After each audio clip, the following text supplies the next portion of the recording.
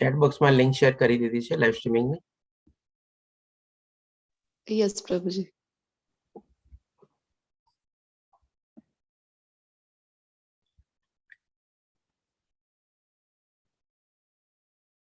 સારું કરીએ આપણે, ટાઈમ થઈ ગયો છે.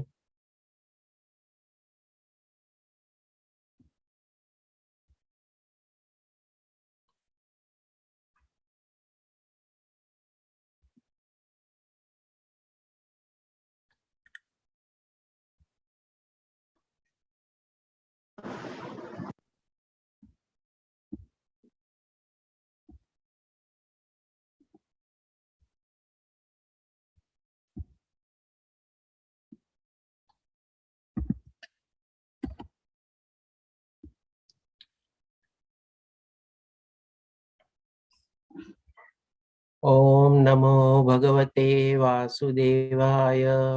मंगलाचरण.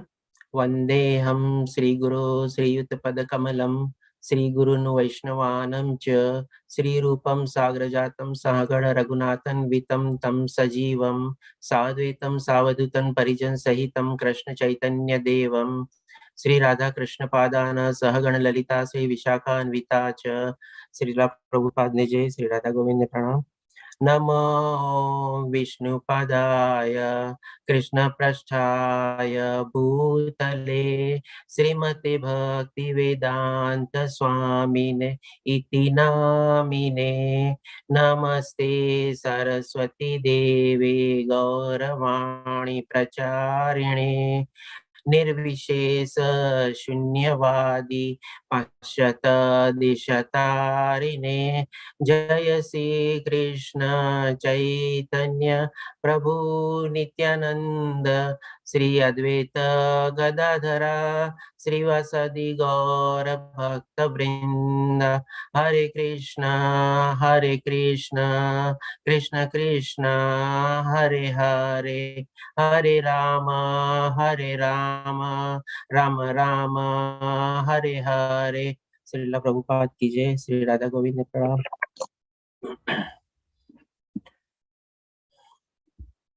બધાને મ્યુટ કરી દઉં છું. પ્લીઝ પોતપોતાને મ્યુટ કરજો જેથી બેકગ્રાઉન્ડ અવાજ ઓછો આવે. તો આજે આપણે જોશું શ્રીમદ ભગવદ ગીતાનો 7મો અધ્યાય, જેનું નામ છે આપણે જ્ઞાન વિજ્ઞાન યોગ. આમાં ભગવાન શ્રી કૃષ્ણ આપણને સંપૂર્ણ જ્ઞાન આપશે. આમાં બે અગત્યના સબ્જેક્ટ વિષય ઉપર આપણને જ્ઞાન મળશે. સૌપ્રથમ આપણે એ જાણીએ કે આપણે પહેલા અધ્યાયમાં જાણ્યું હતું કે ભાઈ આપણને ટોટલ ભગવદ ગીતામાંથી 5 ટોપિકનું જ્ઞાન મળે છે. તો કોણ કહેશે મને ક્યાં 5 ટોપિક છે? હરે કૃષ્ણ. આપ ચેટ બોક્સમાં ટાઈપ બી કરી શકો છો અથવા અનમ્યુટ કરીને બોલી શકો છો.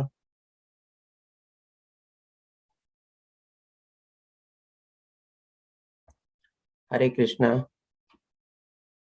હરે કૃષ્ણ પ્રભુજી. જી માતાજી બોલો. ભગવાન, જીવ, પ્રકૃતિ, કર્મ અને કાળ. કાળ, બરોબર. આ 5 વિષયનું આપણને જ્ઞાન મળશે શ્રીમદ ભગવદ ગીતાનામાંથી. આ 5 આપણે અગત્યના વિષય છે. ડેફિનેટલી આના સિવાય બીજા નાના નાના વિષયો બી છે, પણ આ 5 આપણે મુખ્ય અથવા અગત્યના વિષય છે. તો આ અધ્યાયમાંથી આપણને એ 5 માંથી 2 વિષયનું આપણને જ્ઞાન મળશે, જેમાં ભગવાન શ્રી કૃષ્ણ પોતાનું આપણને જ્ઞાન આપશે, એટલે પોતાના બારામાં જ્ઞાન આપશે કે આપણને સમજાવશે કે આ સૃષ્ટિનું સર્જન કેવી રીતે થયું છે અને કેવી રીતે જીવાત્મા એમાં આવેલી છે. દર્શના માતાજીએ પણ ટાઈપ કરેલું છે ચેટ બોક્સમાં, જે આપનો જવાબ બરોબર છે. કર્મ, જ્ઞાન, જીવ, કાલ અને પ્રકૃતિ, આ 5 વિષયોનું આપણને ભગવાન શ્રી કૃષ્ણ જ્ઞાન આપશે આમાંથી. અને આ અધ્યાયમાંથી આપણને એક આપણને ભગવાન વિશેનું અને બીજું પ્રકૃતિ એટલે કે ત્રિગુણી માયા, એટલે કે ત્રિગુણી માયામાં 3 છે, સત્વગુણ, રજોગુણ અને તમોગુણ. એનું પણ ભગવાન શ્રી કૃષ્ણ આમાં આપણને જ્ઞાન આપશે. તો આપણે શરૂઆત કરીએ. આમાં પહેલા શ્લોકમાં ભગવાન શ્રી કૃષ્ણ પોતે સામેથી કહે છે. આમાં કોઈ અર્જુનનો પ્રશ્ન નથી. આપણે જોયું હતું કે 3જા અધ્યાય અને 5મા અધ્યાયમાં અર્જુનના પ્રશ્ન દ્વારા શરૂ થાય છે, પછી ભગવાન શ્રી કૃષ્ણ એને સમજાવે છે. તો આ પહેલા શ્લોકમાં ભગવાન શ્રી કૃષ્ણ સામેથી કહે છે આ જ્ઞાન યોગમાં, તો પૂર્ણ પુરુષોત્તમ પરમેશ્વર બોલ્યા, હે પૃથા પુત્ર, હવે સાંભળ કે તું કેવી રીતે મારી ભાવનાથી પૂર્ણ રહી અને મનને મારામાં અનુરક્ત કરીને યોગાભ્યાસ કરતો રહી મને સંપૂર્ણપણે સંદેહ રહી જાણી શકીશ. તો આ પહેલા શ્લોકમાં ભગવાન શ્રી કૃષ્ણ એક બહુ સરસ મજાની ચીજ કહે છે અર્જુનને કે હવે સાંભળ. એટલે કે આપણે જોઈએ છીએ કે ભાઈ સાંભળવાની બી છે ને 3-4 પ્રક્રિયા હોય છે. એટલા માટે ભગવાન શ્રી કૃષ્ણ જયારે અર્જુનને કહે છે કે સાંભળ, તો આપણે પણ શું છે, આપણે જયારે ભગવદ્ ગીતાના આપણે જેમ અત્યારે ઓનલાઈન ક્લાસીસ ને બધું કરી રહ્યા છે અને આપણે બધા એને સાંભળીએ છીએ, તો આપણે પણ છે ને એવી રીતે ભાવનાથી, એવી રીતે લાગણીથી અથવા એવા પ્રેમ અને ભક્તિભાવપૂર્વક આપણે સમજવું જોઈએ અને સાંભળવું જોઈએ કે જેથી કરીને ભગવાન શ્રી કૃષ્ણ જેમ અહીંયા વર્ણવે છે કે તું કેવી રીતે, એટલે કે હાવ મારી ભાવનાથી પૂર્ણ રહી, એટલે કે આવી જયારે ભગવાન શ્રી કૃષ્ણ પ્રત્યે આપણે ઉત્કૃષ્ટ ભાવના કેળવીએ અને એવી રીતે આપણે સાંભળવાની હેબિટ કેળવીએ, ત્યારે જઈને આવી ભાવના આપણી અંદર પ્રગટ થાય છે. અને પછી આગળ એ રીતે કહે છે કે મનને મારામાં અનુરક્ત કરીને, એટલે કે આપણું પૂરેપૂરું મન પણ આપણે એમાં પૂરેપૂરું પરોવાયેલું રહીએ, એવી રીતે ભગવાન શ્રી કૃષ્ણ આપણને આ રસ્તો દેખાડે છે આમાં. અને એ રીતે કરતા રહીને ભગવાન શ્રી કૃષ્ણ કહે છે સંપૂર્ણપણે સંદેહ રહિત, એટલે કોઈ પણ ડાઉટ વગર, કોઈ પણ કન્ફ્યુઝન વગર, કોઈ પણ દ્વિધા વગર આપણે ભગવાનને જાણી શકશું. તો અહીંયા આપણને પહેલા શ્લોકમાં છે ને આપણે ભગવાનને જાણવા વિશેની એક આપણને ક્વોલિફિકેશન અથવા ક્રાઇટેરિયા સમજાવે છે કે આપણે આવી રીતે સરસ રીતે સાંભળવું જોઈએ. આપણે ઘણીવાર શું હોઈએ છે કે ભાઈ આંખ આડા કાન, જેમ આપણામાં કહેવત છે ને, કોઈ માણસ બોલતું હોય અને આપણે સાંભળવું ન સાંભળવું આવે એવી રીતે કરતા હોઈએ છીએ. તો એવી રીતે જો આપણે સાંભળીએ તો આપણને છે ને આવી રીતે કોઈ પણ અમૂલ્ય જ્ઞાન જે છે, આપણે જેમ અત્યારે દિવ્ય જ્ઞાન ભગવાન શ્રી કૃષ્ણ જે આપણને આપે છે એ આપણને પ્રાપ્ત ન થાય. તમે અહીંયા ફોટામાં બી જોઈ શકો છો, પિક્ચરમાં, કે આમાં આંખ આડા આવી રીતે કરીને સંભળાવેલું છે. એટલે કે જો આવી રીતે આપણે સાંભળીએ ત્યારે જ આપણને સરસ રીતે આ જ્ઞાન આપણને મળી શકે, નહીં તો આપણને એવી રીતે કોઈ આપણે અમૂલ્ય જ્ઞાનને આપણે મેળવી ન શકીએ. હવે આના સંદર્ભમાં છે ને હું આપને એક એક્ઝામ્પલ આપું છું. કેમ કે માની લો આપણે એક મા બાપ છે અને એનો એક નાનો બાળક છે. હવે નાનું બાળક ઘણીવાર શું હોય કે પપ્પા અથવા મમ્મીને હંમેશા કંઈક ને કંઈક ચીજ પૂછતું હોય અને એ એના માટે બહુ મહત્વની ચીજ હોય. પણ મા બાપ શું ઘણીવાર કે ભાઈ ઠીક છે, એકવાર તને કીધું ને, નથી સમજાતું, નથી સંભળાતું, એવી રીતે કરીને આપણે છે ને ઘણીવાર એને ટાળી દઈએ છીએ, આપણે એને ઇગ્નોર કરીએ છીએ, આપણે એને એવોઇડ કરીએ છીએ. એટલે કે નાનપણમાં એને ન સાંભળવાની આપણે એને હેબિટ કોણે પાડી? તો કે મા બાપ થકી જે હેબિટ પડી. આપણે માની લો કોઈ બાળક આપણે કોઈ એક ચીજ લઈને આવે અને પપ્પા મમ્મીને પૂછે કે પપ્પા આ શું છે, આપણે એકવાર જવાબ આપી દીધો બરાબર છે, પણ જરૂરી નથી ને એકવારમાં સમજાઈ જાય. બીજી વાર, ત્રીજી વાર આવે ત્યારે આપણે ઘણીવાર આપણે કેવી રીતે કહીએ છીએ, એને આવી રીતે ઇગ્નોર અને એવોઇડ કરીએ છીએ. તો એ જે ચીજ શીખે છે એ આપણી પાસેથી શીખે છે. હવે તમે બીજો સિનેરિયો લ્યો, એ જ બાળક જયારે મોટું થઈને અને આપણે જયારે વયોવૃદ્ધ થઈ ગયા હોય અને એ ત્યારે આપણને એવોઇડ કરે, ત્યારે આપણે શું કહીએ છીએ? એના મા બાપનું નથી સાંભળતો. અરે ભાઈ, એ હેબિટ ક્યાંથી શીખો? એના મા બાપ પાસેથી તો શીખો. કે ભાઈ જયારે એ બાળક એવી રીતે 2-3 વાર આવતો હતો ત્યારે મા બાપે ઘણીવાર એને ઇગ્નોર અને એવોઇડ કર્યો, ઘણીવાર તુતકાર્યો બી હોય, તરછોડી રીતે બી જવાબ આપ્યો હોય કે ભાઈ હું કામમાં બહુ બિઝી છું, જા તું આને પૂછી જો, એવી રીતે પૂછી જો, મેં તો તને ઘણીવાર કીધું ને, સમજાતું નથી. એટલે કે આવી રીતે જો આપણે એનામાં આવી રીતે હેબિટ પાડીએ તો પછી મોટો થઈને પણ એ જો આપણી સાથે એવી રીતે કરે તેમાં કંઈ ખોટું નથી. તો પછી ત્યારે પછી આપણે કેમ કમ્પ્લેન કરીએ છીએ કે ભાઈ મારો દીકરો મારું સાંભળતો નથી? તો અહીંયા એક જ પહેલા શ્લોકમાં જ આપણને કેટલી સરસ મજાની લર્નિંગ મળે છે. અહીંયા ભગવાન શ્રી કૃષ્ણ એને ધ્યાનથી કહે છે કે હવે સાંભળ. એટલે કે સાંભળવાની બી આપણે એક પ્રક્રિયા હોય છે.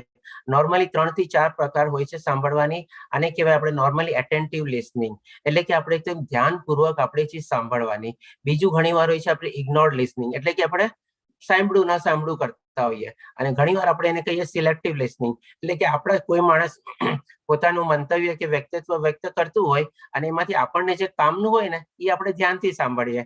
જેમ કે આપણે એક દાખલો લઈએ, આપણે જોબ કરતા હોઈએ અને ત્યાં આપણે બોસ આપણી સામે બધું આપણે એના પ્લાન ને આ ને તેને બધું ડિસ્કસ કરે, ત્યારે આપણે આમાં વિચારીએ, આમ કરતા હોઈએ, ઠીક છે જવા દે ને, બધું કામનું નથી. પણ જેવું એમાં સેલેરી ઇન્ક્રીઝ નો પોઈન્ટ આવે તરત આપણે ધ્યાનથી સાંભળવા બેસે, ઓ આ તો મારે કામનું છે. એટલે કે આ સિલેક્ટિવ લિસનિંગ થઈ ગયું. એટલે કે આવી રીતે 3-4 પ્રકારની લિસનિંગ હોય છે. પણ આપણે જયારે આપણે આધ્યાત્મિક જ્ઞાન મેળવવાની કોશિશ કરતા હોઈએ તો આપણે આવી રીતે ધ્યાનથી આપણે સાંભળવું જોઈએ, તો જ આપણને એવી રીતે જ્ઞાન મળી શકે અને એવી રીતે આપણે એવી ભાવના આપણે કેળવી શકીએ. અને એવી જ રીતે આવા સંસ્કાર બી આપણે જો આપણા છોકરાઓને પહેલેથી આપીએ તો ડેફિનેટલી આગળ જઈને બી આપણે કેવું ન પડે કે એના મા બાપનું સાંભળતું નથી. એટલે કે આ શ્લોકમાંથી આપણને સરસ મજાની પણ એક લર્નિંગ મળે છે. હવે આપણે જોઈએ ભગવાન શ્રી કૃષ્ણ કે શું આપણને જ્ઞાન પ્રદાન કરશે આમાં. તો બીજા શ્લોકમાં ભગવાન શ્રી કૃષ્ણ કહે છે, હવે તને પૂર્ણ રૂપે ઇન્દ્રિય ગમ્ય, એટલે કે આપણી ઇન્દ્રિયોને પણ ગમશે એવું અને દિવ્ય, અને ડેફિનેટલી દિવ્ય જ્ઞાન છે, કારણ કે ભગવાન શ્રી કૃષ્ણના જ મુખેથી આ નીકળેલું છે અને ભગવાન શ્રી કૃષ્ણ પોતાના બારામાં જ આ જ્ઞાન આપશે. એટલે કે એમ બંને જ્ઞાન વિશે કહીશ. આ જાણ્યા પછી તારે જાણવા યોગ્ય કશું જ બાકી રહેશે નહીં. આપણે ઘણી વાર વિચારીએ છીએ કે ભાઈ આપણે આજે દિવ્ય જ્ઞાન ને બધું મેળવીએ છીએ, આધ્યાત્મિક જ્ઞાન મેળવીએ છીએ, એ શું ઇમ્પોર્ટન્ટ છે? તો ડેફિનેટલી છે ને આપણી લાઈફમાં ઇમ્પોર્ટન્ટ છે જ, કારણ કે બાકી બધું જ્ઞાન છે ને આપણની સાથે નથી આવવાનું, પણ આ જે જ્ઞાન જે છે આધ્યાત્મિક અને દિવ્ય જ્ઞાન, એ જ આપણી સાથે આવવાનું છે અને એ જ આપણને ઉચ્ચતર લોક તરફ લઈ જવામાં મદદ કરશે. બાકી બધું જે ભૌતિક દુનિયાનું જ્ઞાન છે એ બધું અહીંયાનું અહીંયા જ રહી જવાનું છે. એટલા જ માટે ભગવાન શ્રી કૃષ્ણ કહે છે કે આને જાણ્યા સિવાય બીજું કાંઈ તારે જાણવાનું બાકી રહેશે નથી. એટલે કે માની લો આજે કોઈ ભૌતિક દુનિયામાં 2-4 ડિગ્રીઓ બી લીધેલી હોય, ઘણી વાર તો શું એના વિઝિટિંગ કાર્ડમાં એના નામના જેટલા અક્ષર નથી હોતા એના કરતા વધારે અક્ષરો એને ડિગ્રીના પૂછણિયા તરીકે હોય છે, પણ એ બધી ડિગ્રીઓ કોઈ કામમાં નથી આવવાની અને કોઈ આપણને મદદરૂપ નથી થવાની ઉચ્ચતર લોક લઈ જવામાં. આપણને આ જ દિવ્ય અને આધ્યાત્મિક જ્ઞાન જ આપણને કામમાં આવવાનું છે. તો એ જ રીતે ભગવાન શ્રી કૃષ્ણ કહે છે કે આ જ્ઞાન મેળવીને પછી તને બીજું કાંઈ જાણવાની જરૂરત રહેશે નહીં. હવે જોઈએ ભગવાન શ્રી કૃષ્ણ ત્રીજા શ્લોકમાં શું કહે છે. તો હજારો મનુષ્યમાંથી કોઈ એક સિદ્ધિ પામવા પ્રયત્ન કરે છે અને પ્રમાણે સિદ્ધિ પ્રાપ્ત કરનારાઓમાંથી ભાગ્યે જ કોઈ એક મને વાસ્તવમાં જાણે છે. એટલે કે આના પ્રમાણે આપણે સમજી શકીએ છીએ, જે પ્રમાણે ભગવાન શ્રી કૃષ્ણ વર્ણવે છે કે આ લાખો કરોડો માનવ જાતિમાંથી કોઈક એવા ભાગ્યે જ માણસો હોય કે જે આ દિવ્ય જ્ઞાન મેળવવાની અથવા આધ્યાત્મિક જ્ઞાન મેળવવાની કોશિશ કરે છે. અને જેટલા લોકો કોશિશ કરે છે એમાંથી પણ કોક જ એવો વિરલો હોય જે ભગવાનને સંપૂર્ણ રીતે સમજી શકે છે અને પ્રાપ્ત કરવાની કોશિશ તરફ આગળ વધી શકે છે. એટલે કે આ રીતે ભગવાન શ્રી કૃષ્ણ પહેલા, બીજા અને ત્રીજા શ્લોકમાં પોતે જે જ્ઞાન દેવા પ્રદાન કરવા જઈ રહ્યા છે એની લાક્ષણિકતા અથવા એની વિશેષતાઓ બતાવે છે. કે પહેલા શ્લોકમાં આપણને કીધું કે ભાઈ આ રીતે આપણને તું ધ્યાનથી સાંભળ કે જેથી રીતે તું મારી ભાવનામાં અનુરૂપ થઈ શકીશ અને મને પ્રાપ્ત કરી શકીશ. બીજા શ્લોકમાં પણ એ જ રીતે આપણને સમજાવ્યું કે ભાઈ આવી રીતે આ જ્ઞાન મેળવ્યા સિવાય પછી તને બીજું જ્ઞાન કોઈ મેળવવાની જરૂરત રહેશે નહીં. અને ત્રીજા શ્લોકમાં બી આપણને કહે છે કે ભાગ્યે જ એવો કોઈ વિરલો હોય છે કે જે હજારો લાખોમાંથી જે પ્રયત્ન કરે છે મને પ્રાપ્ત કરી શકે છે.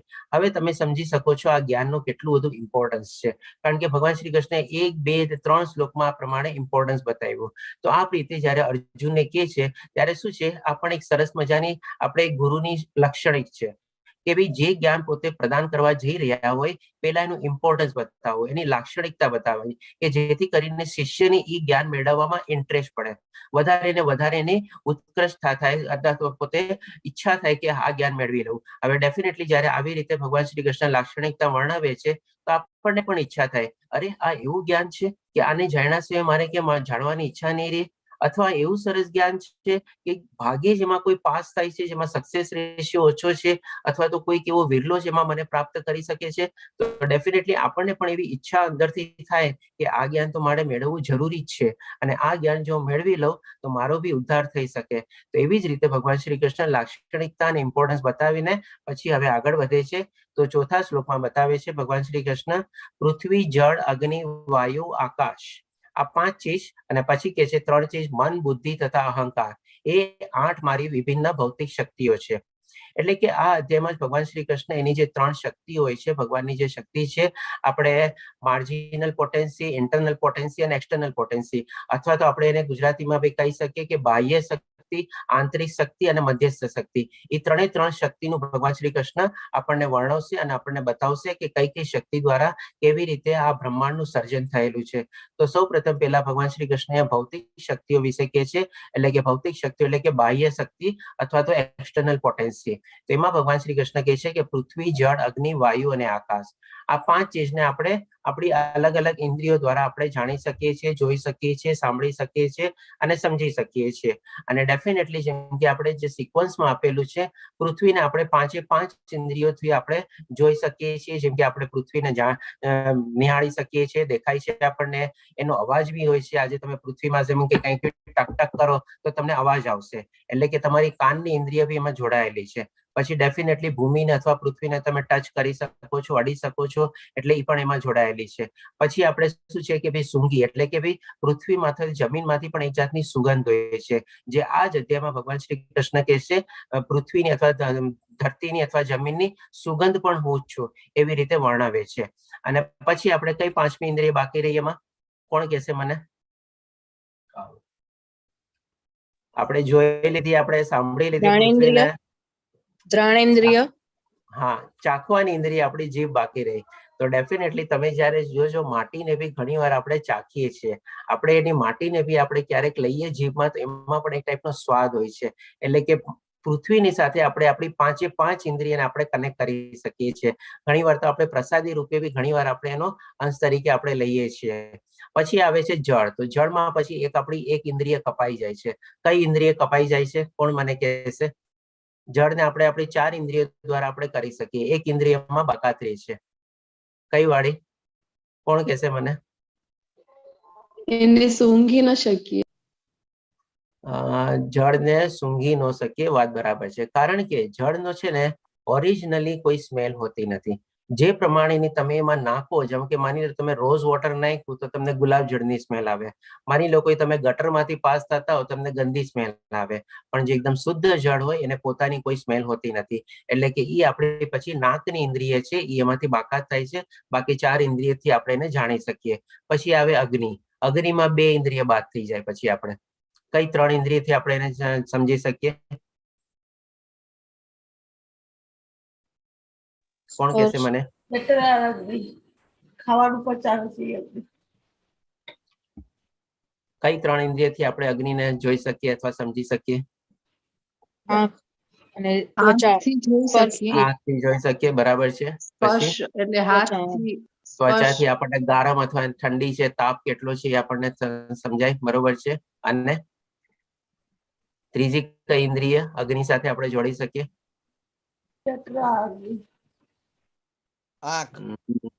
ના, આંખ તો ઓલરેડી આવી ગઈ. આંખ આવી ગઈ, ત્વચા આવી ગઈ. ત્રીજી કઈ ઇન્દ્રિય?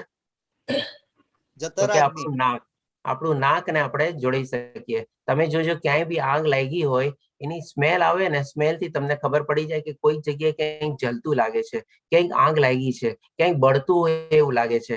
એટલે કે તમે નાકની સમયને સ્પર્શ સમજી શકો કે ભાઈ અગ્નિ ક્યાંક છે આપણે. અને બાકી 2 ઇન્દ્રિયો એમાં બાકાત થાય છે. પછી વાયુ. વાયુમાં ફક્ત આપણે 2 ઇન્દ્રિયથી જ આપણે જાણી શકીએ. કઈ 2 ઇન્દ્રિયથી જાણી શકીએ વાયુને આપણે? સ્પર્શ અને આંખ. વાયુને તમે કેવી રીતે સ્પર્શ કરી શકો? સમજાવો જરાક મને. વાત બરાબર છે, આપની સાચી છે. આપણને ટચ કરે ને તો આપણને ફીલ થાય ને. વાયુ કેવી રીતે ટચ કરે આપણને, કેવી રીતે ફીલ થાય? વાત બરોબર છે, જરાક સમજાવો મને પ્લીઝ.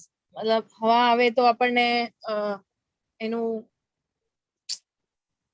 ટચિંગ નું અહેસાસ થાય, ફીલિંગ થાય. ઓકે, ચાલો, વાત બરોબર, ઠીક છે. ડેફિનેટલી જ્યારે વાયુ આપણને આવે ત્યારે એક્ઝામ્પલ તરીકે કહી શકો, ત્યારે આપણે કહીએ છીએ ને કેવો ઠંડો પવન આવે છે, અને ગરમીમાં આપણે કેવું કહીએ છીએ કેવો ગરમ પવન છે, એકદમ ઉકાળો થાય છે, કેવું આપણે ચામડી બળી જાય એવો પવન છે. એટલે કે આવી રીતે આપણી ત્વચા વાયુની સાથે એટેચ થયેલી હોય છે. અને બીજી કઈ ઇન્દ્રિય આપણે વાયુની સાથે? વાયુને જોઈ તો ન શકીએ આપણે. મતલબ જે પવન લાગતો હોય તો કઈ બી વસ્તુ હોય તો એ ઉડતી હોય તો એને આપણે જોઈ શકીએ, તો એ આંખ દ્વારા એ તો જોઈ શકીએ વસ્તુને તમે જોઈ શકો, વાયુ ક્યાં હોય એમાં? સુગંધ નાક દ્વારા સુગંધ આવે. સુગંધ વાયુમાં કે સુગંધ, વાયુમાં સુગંધ બી તો નથી હોતી. જે પ્રમાણેની હોય એ પ્રમાણેની સુગંધ આવી જાય એમાં. વાયુની સાથે આપણે કાનને કોન્ટેક્ટ કરી શકીએ. કારણ કે તમે જોજો જ્યારે વાયુની જે સ્પીડ હોય છે, આપણે નથી કહેતા ઘણી વાર કેવો સુસવાટા મારતો પવન ચાલે છે, તો એ જે સુસવાટા શું છે? એ અવાજ છે ને, સાઉન્ડ છે ને. આપણે જોરદારની હવા ચાલતી હોય તો આપણને દેખાય, આપણે સાંભળી શકીએ છીએ કે જો તો કેવો જોરદાર સુસવાટા વાળતો પવન ચાલે છે. એટલે કે કાનને આપણે એમાં કનેક્ટ કરી શકીએ આપણે. અને બીજું જે ડેફિનેટલી તમે કીધું ત્વચા એ પ્રમાણે. અને આકાશમાં શું આપણે કનેક્ટ કરી શકીએ? ફક્ત એક જ ઇન્દ્રિય આપણી કનેક્ટ થાય આકાશની સાથે. કઈ ઇન્દ્રિય આપણે? જી ના, આ એપરન્ટલી બધાને લાગે છે આંખ, પણ એ આંખ નથી. આપણને શું છે, જે જગ્યાએ આપણે પ્રેઝન્ટ હોઈએ ત્યારે ખાલી આમ ઉપર જોઈએ તો જે આકાશ દેખાય, શું એટલું જ આકાશ છે? આકાશ તો અનંત છે. આપણે જ્યાં જ્યાં આપણે જઈએ છીએ બધી જગ્યાએ આપણને આકાશ દેખાય છે. એટલે આપણે કહી ન શકીએ ભાઈ આકાશ મને સંપૂર્ણ રીતે દેખાય છે. કોઈ ચીજને આપણે કેવી રીતે કહીએ સંપૂર્ણ રીતે દેખાય છે? જ્યારે આપણને એની ચારે બાજુ દેખાય, અથવા તો ગોળાકાર હોય તો આપણે પૂરેપૂરી ગોળાકારને આપણે જોઈ શકીએ, ત્યારે આપણે કહી શકીએ કે હા બરાબર છે. આકાશ પૂરું માની જો તમે કહો છો ગોળ છે, તો બી પૂરેપૂરા ગોળાકારને આપણે જોઈ શકીએ છીએ? નથી જોઈ શકતા આપણે. માની લો આકાશ કોઈ કે ચોરસ છે તો એના ચારે ખૂણા આપણે જોઈ શકીએ છીએ? નથી જોઈ શકતા આપણે. એટલે કે આપણી ઇન્દ્રિય અપૂર્ણ છે, આપણે આકાશને પણ સંપૂર્ણ રીતે આપણે જોઈ શકતા નથી. આકાશમાં ખાલી એક જ ચીજ આપણે થાય છે, એ છે ધ્વનિ એટલે કે અવાજ. એટલે કે આપણે ખમ તરીકે જાણીએ છીએ આકાશને, અને આકાશમાંથી ધ્વનિ પાસ થાય છે. કારણ કે જો આકાશ ન હોય, મીડિયમ ન હોય, તો ધ્વનિ બી આપણે જે બોલીએ છીએ એકબીજાનો આપણો જે અવાજ છે એકબીજા પ્રત્યે પાસ થાય છે, એ આકાશ વગર આપણે ધ્વનિ પણ પાસ ન થાય. એટલે કે આવી રીતે આપણે જે 5 ઇન્દ્રિયો છે, જે ભગવાન શ્રી કૃષ્ણ 5 ચીજો બતાવ્યા, એવી રીતે આપણી અલગ અલગ ઇન્દ્રિયો એની સાથે કનેક્ટ થયેલી છે આપણે. પછી ભગવાન શ્રી કૃષ્ણ કહે છે મન, બુદ્ધિ અને અહંકાર. એટલે કે આ 3 અવ્યક્ત ચીજ છે. આપણે આ ત્રણેયને જાણીએ છીએ. મન શું છે એને પણ આપણે જાણીએ છીએ. ગઈકાલના જે તેમાં 6થા અધ્યાયમાં જોયું આપણે કે જો મનને આપણે કાબુમાં રાખીએ તો આપણો સારામાં સારો મિત્ર છે, નહીં તો મન જેટલો મોટો દુશ્મન આ દુનિયામાં કોઈ નથી. આપણે ગઈકાલે 6થા અધ્યાયમાં સરસ રીતે જાણ્યા. અને ડેફિનેટલી બુદ્ધિ, અને એ રીતે બુદ્ધિથી આપણે વિકસાવી શકીએ, એમાં જ્ઞાન મેળવી શકીએ. અને અહંકાર, આપ સૌ જાણો છો, હું પણ, એટલે કે ઈગો, અથવા તો કેપિટલ બિગ લેટર આઈ. એટલે આ 3 અવ્યક્ત ચીજ છે. એ ભગવાન શ્રી કૃષ્ણ કહે છે એ 8 મારી, એટલે કે 5 અને 3 8 મારી વિભિન્ન ભૌતિક શક્તિઓ છે. એટલે કે એક શક્તિનું ભગવાન શ્રી કૃષ્ણ આપણને અહીંયા બતાવ્યું. હવે ભગવાન શ્રી કૃષ્ણ બીજી શક્તિ વિશે આપણને જણાવશે. તો 5મા શ્લોકમાં ભગવાન શ્રી કૃષ્ણ કહે છે, વળી હે મહાબાહુ અર્જુન, આ નિકુષ્ટ શક્તિ. આ નિકુષ્ટ શક્તિ એટલે કઈ? જે ભગવાન શ્રી કૃષ્ણે 8 શક્તિ આપણને બતાવી, એને નિકુષ્ટ શું કામ કહે છે? નિકુષ્ટ એટલે કે નોન લિવિંગ, એટલે કે એમાં જાન નથી હોતી, એમાં ચેતના નથી હોતી, એમાં કોન્શિયસનેસ નથી હોતું. એટલે એવી રીતે આ ઉપરાંત મારી એક અન્ય ચડિયાતી પરાશક્તિ છે. હવે એ શક્તિ વિશે ભગવાન શ્રી કૃષ્ણ આપણને જણાવશે. તો એમાં શું કહે છે ભગવાન શ્રી કૃષ્ણ? કે જે જીવોની બનેલી છે, અને જે ભૌતિક પ્રકૃતિ સાથે સંઘર્ષ કર્યા કરે છે, અને તેના સંશોધનોનો ભોગ કરે છે. આ રીતે ભગવાન શ્રી કૃષ્ણ આપણને એમની જે પરા અથવા જે ચડિયાતી શક્તિ છે એના વિશે આપણને આ શ્લોકમાં બતાવે છે. તો હવે આપણે કેવી રીતે સમજવાનું છે? આપણે જેમ કે અત્યારે આપણા અંદરમાં જે આપણે શરીર ધારણ કરેલું છે, મનુષ્ય શરીર ધારણ કરેલું છે, એ સૌપ્રથમ ભગવાન શ્રી કૃષ્ણ પ્રકૃતિ ને બધું કેવી રીતે બનેલું છે એ સમજાવ્યું. પછી એ પ્રકૃતિમાં આપણે કેવી રીતે આવ્યા છે એ આપણને સમજાવે છે. તો કે ભાઈ પરાશક્તિ દ્વારા, એટલે કે પરાશક્તિ એટલે કે આત્માનું નિરૂપણ એમાં થયેલું છે. એટલા માટે ભગવાન શ્રી કૃષ્ણ કહે છે કે જે જીવોની બનેલી છે. એટલે આપણે બધા જીવ, આત્મા, અથવા જે આપણે શરીર અલગ અલગ યોનિઓ જોઈએ છીએ એ પ્રમાણે બધી છે. આપણે અહીંયા તમે પિક્ચરમાં બી જોઈ શકો છો, મનુષ્ય, પ્રાણીઓ, જલચર પ્રાણીઓ, બધા આપણને 84 લાખ ટાઈપના જેટલા જે જીવો છે એ બધામાં આપણે આત્માનું નિરૂપણ થયેલું છે. અને એ પછી આ ભૌતિક પ્રકૃતિના સંસર્ગમાં આવે છે, અને એ સંઘર્ષમાં આવ્યા પછી એની સાથે સંસાધનોનો ઉભો કરે છે. એટલે કે આપણે જે કાંઈ પણ ચીજ વસ્તુ અહીંયા જોઈએ છે ભૌતિક દુનિયામાં, જગ્યાઓ જોઈએ છીએ, માણસો જોઈએ છે, જાનવરો જોઈએ છે, એ બધાનો આપણે ભોગ ઉપભોગ એ પ્રમાણે આપણે કહીએ છીએ. આમ ભગવાન શ્રી કૃષ્ણ આપણને એક આપણે કહી શકીએ કે ભાઈ આખું જે સૃષ્ટિનું સર્જન કેવી રીતે થયેલું છે એનું આપણને અહીંયા ઇન્ટ્રોડક્શન આપે છે, અને આપણે એમાં કેવી રીતે સમાયેલા છે એ આપણને સમજાવે છે. અને એમાં પછી ભગવાન શ્રી કૃષ્ણ ભૌતિક પ્રકૃતિ એડ કરે છે. તો એ ભૌતિક પ્રકૃતિનું જ્ઞાન પણ ભગવાન શ્રી કૃષ્ણ આ અધ્યાયમાં આપણને આગલા બધા શ્લોકોમાં આપણને આપશે. પછી હવે ભગવાન શ્રી કૃષ્ણ 6થા શ્લોકમાં આપણને કહે છે, સર્વ સર્જાયેલા જીવોનો ઉદ્ભવ. એટલે કે જેટલા પણ જીવો આપણને દેખાય છે બધાનો ઉદ્ભવ, એટલે કે બધાનું ઓરિજિન, બધાનું ઉદ્ગમ સ્થાન આ બંને શક્તિઓમાં રહેલું છે. કઈ બે શક્તિઓ આપણે જાણ્યા? એક તો ભૌતિક શક્તિઓ જાણી આપણે, અને પછી એક પરા અથવા ચડિયાતી શક્તિ આપણે જાણી. એટલે કે 2 પ્રકારની શક્તિ આપણે ભગવાન શ્રી કૃષ્ણ જે પ્રમાણે બતાવે છે આપણે જાણી. અને પછી કે છે આ જગતમાં જે કાંઈ ભૌતિક તથા આધ્યાત્મિક છે તે સર્વની ઉત્પત્તિ તથા વિનાશ રૂપે મને જાણ. એટલે કે હવે આપણા ભગવાન શ્રી કૃષ્ણ આપણને સમજાવે છે કે આ ભૌતિક દુનિયામાં જે કાંઈ પણ ચીજ, માની લો મટીરિયલ ચીજ હોય અથવા કોઈ સ્પિરિચ્યુઅલ ચીજ હોય, જેમ કે ભૌતિક એટલે કે મટીરિયલ અને આધ્યાત્મિક એટલે કે સ્પિરિચ્યુઅલ, જે કાંઈ પણ છે એ બધાનું ઉત્પત્તિનું અથવા તો બધાનું ઓરિજિન અથવા બધી ક્યાંથી ઉદ્ભવેલી છે, તો કે એનું કારણ કોણ? તો કે મને જ જાણ. એટલે કે એવી રીતે ભગવાન શ્રી કૃષ્ણ આપણને અહીંયા સમજાવે છે કે બધી મારા થકી જ અહીંયા બધી ઉદ્ભવેલી છે, અને એનું વિનાશ રૂપનું કારણ પણ ભગવાન શ્રી કૃષ્ણ શું કહે છે? તથા વિનાશ રૂપ પણ મને જ જાણ. એટલે કે જયારે એનો પ્રલય થાય છે, વિનાશ થાય છે, એ પણ એમના થકી જ થાય છે. આપણે હવે જેમ કે આ બધી ચીજો આપણે જોયા, સમજ્યા. હવે માની લો આપણે આ કેવી રીતે ભગવાન મેનેજ કરે છે, તો એ ભગવાન શ્રી કૃષ્ણ આપણને 7મા શ્લોકમાં સમજાવે છે. કારણ કે આપણે જોયું કે ભગવાન શ્રી કૃષ્ણ કહે છે કે ભૌતિક દુનિયામાં જે કાંઈ પણ ચીજ વસ્તુઓ અને આધ્યાત્મિક દુનિયામાં બી જે કાંઈ પણ ચીજ વસ્તુઓ જે આપણને છે એ બધાનું હું પોતે જ સર્જન કરું છું, અને હું પોતે જ વિનાશ કરું છું. હવે જો પોતે જ બધું કરેલું હોય તો એને મેનેજ બી તો કરતા હશે. તો એ મેનેજ કેવી રીતે કરે છે એ આપણને 7મા શ્લોકમાં ભગવાન શ્રી કૃષ્ણ સ્પષ્ટ રીતે સમજાવે છે. હે ધનંજય, મારાથી શ્રેષ્ઠ એવું કોઈ તત્વ સત્ય નથી. જેવી રીતે મોતી દોરામાં ગૂંથાયેલા રહે છે તેવી રીતે સર્વ કંઈ મારા આધારે છે. એટલે કે શું છે, બધું કોના આધારે રહેલું છે? સર્જન તો કરેલું છે, પણ પછી કોના આધારે રહેલું છે એ પણ ભગવાન શ્રી કૃષ્ણ કહે છે કે બધું મારા આધારે રહેલું છે. અને એ સમજાવવા માટે ભગવાન શ્રી કૃષ્ણ એક સરસ મજાની કમ્પેરિઝન આપે છે. જેમ અહીંયા મોતીનો હાર છે, તો મોતીનો હારમાં શું હોય, એ બી આપણે અલગ અલગ મોતી હોય, એમાં બધા એક છિદ્ર અથવા એક કાણું હોય, અને એ કાણામાંથી એક સરસ મજાનો દોરો પાસ થાય, અને એ દોરાથી પછી આખી રીતે બધું રીતે ગૂંથાયેલું હોય, અને એવી રીતે આપણે માળા બને. તો આવી રીતે ભગવાન શ્રી કૃષ્ણ આપણને સમજાવે છે કે બધી ચીજો જે કાંઈ પણ જે છે આ દુનિયામાં, બધામાં દોરા રૂપી અથવા ધાગા રૂપી હું બધામાં સમાયેલો છું, બધું મારા થકી જ છે.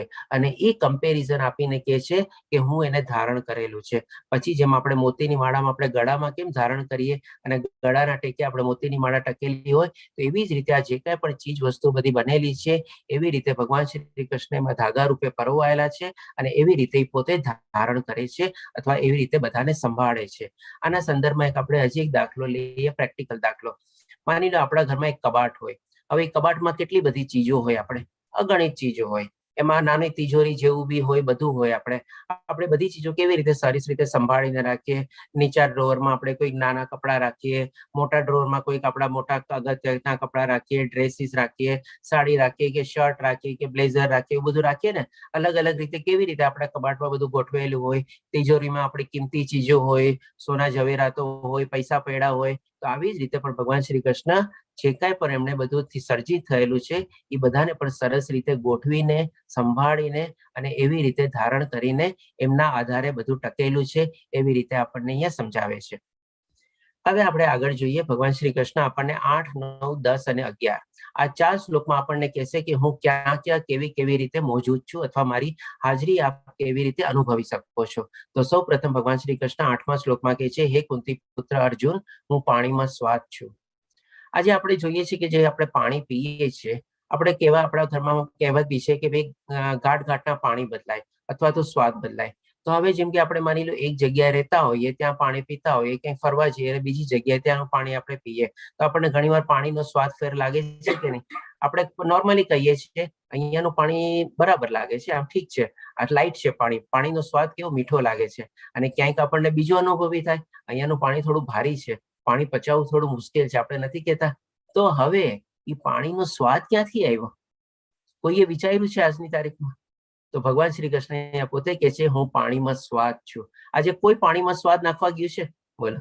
તેમ છતાં બી આપણને પાણીનો અલગ અલગ જગ્યાએ અલગ અલગ સ્વાદ લાગે છે. એટલે એ રીતે ભગવાન શ્રી કૃષ્ણ વર્ણવે છે કે પાણીનો સ્વાદ પણ હું છું. પછી કહે છે, સૂર્ય તથા ચંદ્રનો પ્રકાશ છું. આપણે જેમ આપણો મોબાઈલ હોય છે, મોબાઈલને આપણે માની લો થોડા વખત ચાલે પછી આપણે કેવો ચાર્જ કરવો પડે છે, તો એવી જ રીતે જયારે સૂર્ય અને ચંદ્રથી જે આપણને પ્રકાશ મળે છે એને કોણ ચાર્જ કરવા જતું હશે?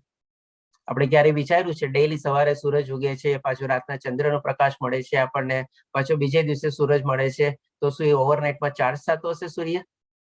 Definitely not. સૂર્ય તો રહેવાનો જ છે, બધી જગ્યાએ સૂર્ય છે આપણે. તો એ પણ ભગવાન શ્રી કૃષ્ણ કહે છે, સૂર્ય અને ચંદ્રનો પ્રકાશ પણ હું છું. એટલે એ પણ એમના થકી આવે છે. વૈદિક મંત્રોમાં ઓમકાર છું, હું આકાશમાં શબ્દ, જેમ આપણે જાણ્યા ને કે આકાશમાં આપણે ધ્વનિ પાસ થાય એટલે કે એ શબ્દ એમાં પાસ થાય. તથા મનુષ્યમાં સામર્થ્ય છું, એટલે કે આપણામાં જે કાંઈ પણ સામર્થ્ય છે એ બધું ભગવાનનું જ છે, આપણામાં કાંઈ નથી. આપણે કહી શકીએ, આપણે ઘણી વાર એવી રીતે કરતા ભાવ કેળવીએ છીએ, હું તો આમ છું, મારામાં આ ડિગ્રી મેળવેલી છે, હું આ જગ્યાએ કામ કરું છું, આવી રીતે કરું છું. તો એ બધું જે સામર્થ્ય આપણે જે હું કરીને કહીએ છીએ, એ બધું કોણ છે? ભગવાન શ્રી કૃષ્ણ જ છે. એમના થકી જ છે, એમના થકી જ આપણને બધું મળેલું છે. આ રીતે ભગવાન શ્રી કૃષ્ણ એવી રીતે હજી 9, 10 અને 11મા શ્લોકમાં પણ એવી રીતે અલગ અલગ ચીજો આપણને વર્ણવે છે કે હું કઈ જગ્યાએ કેવી રીતે મોજૂદ છું, અથવા કેવી રીતે મારી હાજરી આપણે વર્ણવી શકીએ અથવા જોઈ શકીએ અથવા અનુભવી શકીએ. પછી હવે ભગવાન શ્રી કૃષ્ણ આપણને 12મા, 13મા અને 14મા શ્લોકમાં ભૌતિક પ્રકૃતિનું જ્ઞાન આપે છે. પહેલા ઓલરેડી ભગવાન શ્રી કૃષ્ણે કીધું કે દરેક જીવાત્મા આ ભૌતિક પ્રકૃતિના સંસર્ગમાં આવીને એના સંસાધનોનો ઉપયોગ કરે છે. તો હવે ભૌતિક પ્રકૃતિ શું છે? હવે એનું બારામાં ભગવાન શ્રી કૃષ્ણ આપણને આ 3 શ્લોકમાં જ્ઞાન આપશે. કદાચ હોઈ શકે આ 3 શ્લોકમાં આપણને બહુ ટચ એન્ડ ગો જેવું છે, કારણ કે આ ગુણત્રય વિભાગયોગ એટલે કે 14મો અધ્યાય જ્યારે આપણે લેશું, જેમાં ભગવાન શ્રી કૃષ્ણ ભૌતિક પ્રકૃતિના જે 3 ગુણો જે છે, સતોગુણ, રજોગુણ અને તમોગુણ, એને બહુ ડિટેલમાં આખું વર્ણવેલું છે. એક્સક્લુઝિવલી એ અધ્યાય એના ઉપર જ છે. એટલે આ અધ્યાયમાં ખાલી 3 શ્લોકમાં ભગવાન Shri Krishna touch and go કરીને આપણને કહે છે. જો કઈ આપણને આમાં ઓછું સમજવામાં આવે તો ડેફિનેટલી ચિંતા કરવાની જરૂર નથી. 14મા અધ્યાયમાં ભગવાન શ્રી કૃષ્ણ આપણને ડિટેલમાં આપણને સમજાવશે કે આ ગુણોના હેઠળ મનુષ્ય કેવી જિંદગી જીવે છે, કેવા કર્મ કરે છે, અને એ કર્મના અનુસાર એની ગતિ બી કેવી થાય છે, એ પણ આપણને ભગવાન શ્રી કૃષ્ણ એકદમ એક્સક્લુઝિવલી આપણને ડિટેલમાં સમજાવે છે. તો આપણે શોર્ટમાં ડેફિનેટલી અહીંયા જોઈ લઈએ જે પ્રમાણે ભગવાન શ્રી કૃષ્ણ આપણને 12, 13 અને 14માં ભૌતિક પ્રકૃતિનો જ્ઞાન આપે છે. તું જાણી લે કે સર્વભાવ, પછી તે સત્વગુણી હોય, રજોગુણી હોય કે તમોગુણી હોય, તે બધા જ મારા શક્તિ દ્વારા પ્રગટ થયેલા છે. એટલે આ પણ ભગવાન શ્રી કૃષ્ણની પોતાની જે મધ્યસ્થ શક્તિ છે એના દ્વારા આપણે ત્રિગુણી માયા જે છે એ અવ્યક્ત રૂપમાં આપણને આ ભૌતિક દુનિયામાં એનો આપણે અનુભવ કરી શકીએ છીએ. એ રીતે હું સર્વ કાંઈ છું પરંતુ સ્વતંત્ર છું.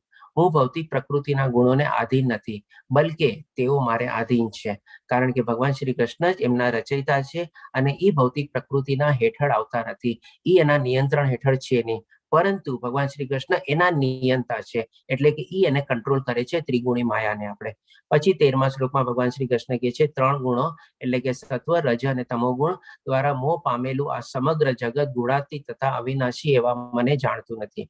એટલે કે જેમ સ્ટાર્ટિંગમાં ભગવાન શ્રી કૃષ્ણે શું કીધું કે હજારો લાખોમાંથી કોઈક એક માણસ મને પ્રાપ્ત કરી શકે છે, અથવા તો મેળવી શકે છે, અથવા તો જે કોશિશ કરે છે. તો એનું કારણ આપણને બતાવે છે ભગવાન શ્રી કૃષ્ણ. કારણ કે શું કામે નથી જાણી શકતા, શું કામે આપણે ઓળખી નથી શકતા, શું કામે પ્રાપ્ત નથી કરી શકતા, તો કે દ્વારા મોહ પામેલું, એટલે કે આ 3 ગુણો દ્વારા આપણે મોહ પામેલા હોઈએ છીએ. એટલા માટે આપણે ગુણાતીત એટલે કે ગુણોથી બી ઉપર, ત્રિગુણી માયાની ઉપર અને અવિનાશી જેનો કદી નાશ નથી એવા મને એટલે કે એવા ભગવાન શ્રી કૃષ્ણને જાણતું નથી, કારણ કે આપણે ત્રિગુણી માયાથી આપણે મોહિત થયેલા છીએ. અને એ મોહના કારણે આપણે આપણા જે આત્મામાં બધા આવરણ લાગેલા છે, એટલે આપણે કવર થયેલા છે, અને એ કવરના હિસાબે આપણે ભગવાન શ્રી કૃષ્ણને જાણી શકતા નથી. અહીંયા આપણને ભગવાન શ્રી કૃષ્ણ એ રીઝન આપે છે. પછી હવે ડેફિનેટલી આ ત્રિગુણી માયા જે છે એને ઓળંગવાનું બી તો સોલ્યુશન આપવું જોઈએ. તો એ જ ભગવાન શ્રી કૃષ્ણ હવે 14મા શ્લોકમાં આપણને બતાવે છે, ભૌતિક પ્રકૃતિના 3 ગુણોની બનેલી મારી આ દૈવી માયાને જીતવી અત્યંત દુષ્કર છે. એટલે કે આને પાર કરવી છે ને બહુ ડિફિકલ્ટ છે. જેમ આપણે ગયા અધ્યાયમાં બી જોયું, 6થા અધ્યાયમાં ધ્યાન યોગમાં, કે મનને કંટ્રોલમાં કરવું છે ને બહુ જ ડિફિકલ્ટ છે. પણ ભગવાન શ્રી કૃષ્ણ બધી ચીજનું સોલ્યુશન બી તો આપેલું છે. તો ગયા અધ્યાયમાં મનને બી કેવી રીતે કંટ્રોલ કરવું એનું પણ સોલ્યુશન આપણે જોયેલું હતું, જે પ્રમાણે ભગવાન શ્રી કૃષ્ણ આપણને સમજાવ્યું હતું. એવી જ રીતે ભગવાન શ્રી કૃષ્ણ અહીંયા આને પણ કહે છે કે ત્રિગુણી માયાને કંટ્રોલમાં કરવી, અથવા તો એને જીતવી, અથવા તો એને ઓળંગવી, અથવા એને સરપાસ કરવી બહુ જ ડિફિકલ્ટ છે. એટલે કે દુષ્કર એટલે કે ડિફિકલ્ટ છે. પરંતુ એટલે કે સોલ્યુશન રૂપી જેઓ મને શરણાગત થઈ જાય છે તેઓ મને સરળતાથી પાર કરી જાય છે, તેઓ તેને સરળતાથી પાર કરી જાય છે. તેને એટલે કોને? તો કે ત્રિગુણી માયાને. એટલા માટે શું કરવું જોઈએ? આપણે ભગવાનની શરણાગતિ લેવાની છે. આપણે જ્યારે ભગવાનની શરણાગતિ લઈએ, સાચા હૃદયથી, સાચી ભાવનાથી, સાચી આસ્થાથી અને સાચા એવા ભાવથી, તો ડેફિનેટલી ભગવાન શ્રી કૃષ્ણ આપણો હાથ ઝીલવા રેડી જ છે. આપ બી જે પ્રમાણે આ પિક્ચરમાં જોઈ શકો છો, માની લો આપણે સમુદ્રમાં આપણે આવી રીતે કોઈ વંટોળિયામાં એમાં ફસાયેલા હોઈએ, ગમે તેટલું આપણે સારા એવા તરવૈયા હોઈએ તો પણ આપણે એનો સામનો નથી કરી શકતા. અને ત્યારે પણ જો આપણે એવી રીતે ભગવાનની શરણાગતિ લઈએ અને તો ડેફિનેટલી ભગવાન શ્રી કૃષ્ણ આપણે મદદે આવે જ છે, અને આપણને એવી રીતે મુશ્કેલી અથવા પ્રોબ્લેમમાંથી ઉદ્ગારે જ છે. આપણને એમાંથી આપણો ડેફિનેટલી કોઈને કોઈ વિકલ્પ કાઢી આપણને એમાંથી બહાર કાઢે છે. તો હવે આ જ રીતે આપણે જોશું અલગ અલગ પિક્ચર દ્વારા કે આપણે કેવી રીતે આપણે એમાંથી બહાર નીકળી શકીએ.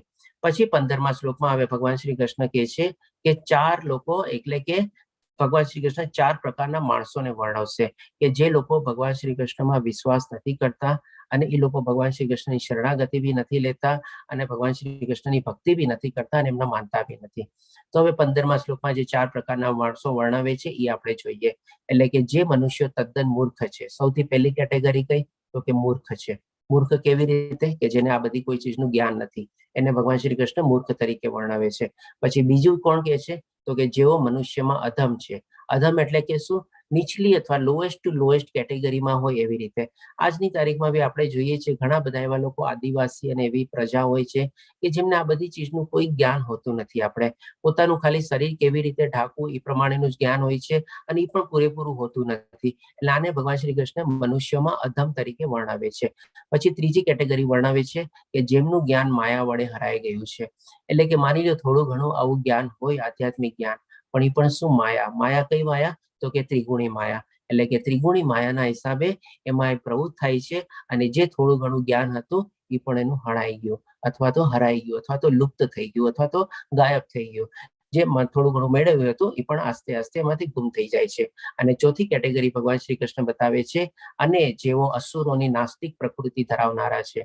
એટલે કે આવી રીતે આપણે જોઈએ છીએ આજની તારીખમાં બી ઘણા લોકો એવા માણસો હોય છે કે જે આપણે અસુર એટલે કે જે આપણને ડિટેલમાં ભગવાન શ્રી કૃષ્ણ 16મા અધ્યાયમાં સમજાવશે દૈવાસુર વિભાગ યુગમાં કે બે ટાઈપના માણસો હોય છે, એક દૈવી પ્રકૃતિ વાળા ને એક અસુરી પ્રકૃતિ વાળા. અને એ લોકોની પણ મનસ્થિતિ કેવી હોય છે, કાર્ય કરવાની પ્રણાલિકા કેવી હોય છે, કેવું વિચારતા હોય છે અને કેવી ગતિ થાય છે, એ રીતે ભગવાન શ્રી કૃષ્ણ આપણને વર્ણવશે. તો આવી રીતે 4 પ્રકારના માણસો ભગવાન શ્રી કૃષ્ણ આ શ્લોકમાં વર્ણવે છે અને એ કહે છે કે એવા દુષ્ટો મારું શરણ ગ્રહણ કરતા નથી. એટલે કે આ રીતે ભગવાનમાં માનતા નથી તો પછી ગ્રહણ કરવાનો સવાલ જ ક્યાંથી આવ્યો?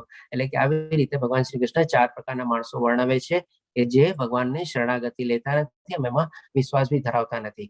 હવે આના પછીના શ્લોકમાં ભગવાન શ્રી કૃષ્ણ એવા 4 પ્રકારના માણસો વર્ણવશે કે જે ભગવાનની ભક્તિ કરે છે, ભગવાનની શરણાગતિ લે છે. તો 16મા શ્લોકમાં ભગવાન શ્રી કૃષ્ણ કહે છે, હે ભરતશ્રેષ્ઠ, 4 પ્રકારના પુણ્યશાળી મનુષ્ય મારી ભક્તિમય સેવા કરે છે. કે આ 4 પ્રકારના? સૌ પ્રથમ તો દુઃખી. આપણે જોઈએ છીએ કે જ્યારે બી આપણને તકલીફ આવે ત્યારે સૌથી પહેલા આપણે શું? ભગવાનને યાદ કરીએ. હે ભગવાન, મેં શું કર્યું હતું તો મારી હારે આવી તેમ થયું? હે ભગવાન, મેં શું બગાડ્યું છે કોઈનું તો મારી હારે આવી થયું? એટલે કે આપણે ભક્તિ બી કરીએ છીએ ને કમ્પ્લેનિંગ મોડમાં કે ભાઈ મેં શું કર્યું, મારી હારે જ કે વાય મી. એટલે કે એવા ભાવથી ડેફિનેટલી તો પણ દુઃખી થઈને બી ભગવાનની ભક્તિ તો કરે છે. એટલે કે એવી રીતે એ લોકો ભગવાન પાસે જાય છે, ભગવાનનું શરણાગતિ લે છે. બીજું શું? તો કે અર્થાર્થી.